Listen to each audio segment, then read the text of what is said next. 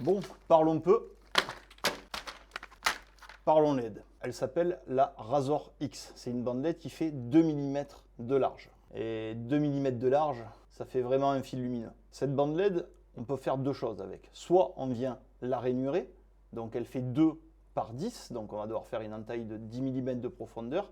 On a cette partie-là qui est siliconée, donc on vient l'enfoncer en fond de rainure par pression. Le petit côté sympa de cette bande LED, ce sont des bandes LED qu'on appelle free cut. En fait, ici, tu vois de la ligne électrique qui vient faire tout le long. Alors, ça veut dire quoi du free cut? Tout simplement, ça veut dire que quand je viens couper, en fait, où je veux.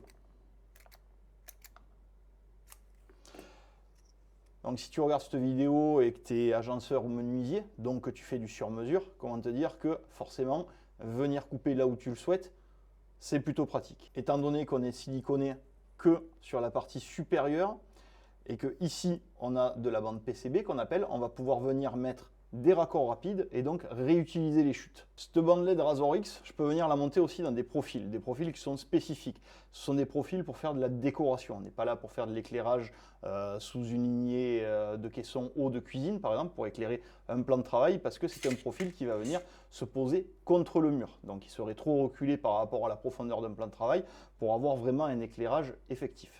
Pour venir le mettre, c'est très simple. Je prends ma bande LED, je viens la présenter au niveau du profil et par simple pression, je viens la rentrer dans mon profil. Donc ça va me donner un profil qui est quand même relativement compact et un fil de lumière. Donc c'est quelque chose de vraiment très esthétique. Ces profils en alu, ils existent en noir, en coloris argent et en coloris laiton. Ils sont vendus en barre de 1 mètre. Déjà, c'est pratique pour le transport, ça évite qu'ils arrivent pliés.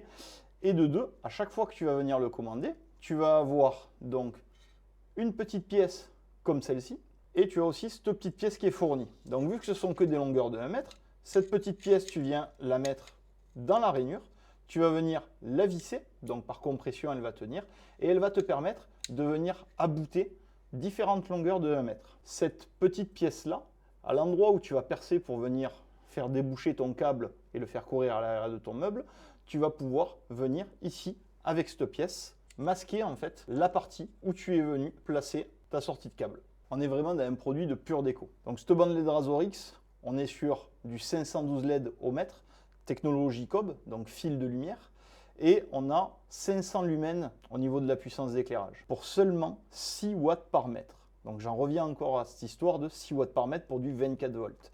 Pourquoi j'insiste un peu là-dessus? Pour ça.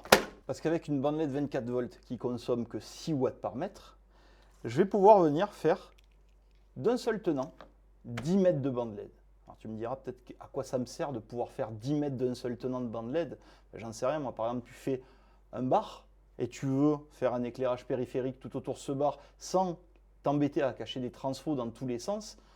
Avec ce produit, un point de départ, 10 mètres. Plutôt pas mal, non? Et vu qu'elle ne consomme pas grand chose, on est sur un transfo de 60 watts. Donc ça t'évite d'avoir des transfos énormes. Ici, comme tu peux voir, c'est un transfo qui est quand même relativement plat. Il fait 17 mm d'épaisseur. C'est pas grand chose pour éclairer 10 mètres de bande LED, non? Allez, à bientôt!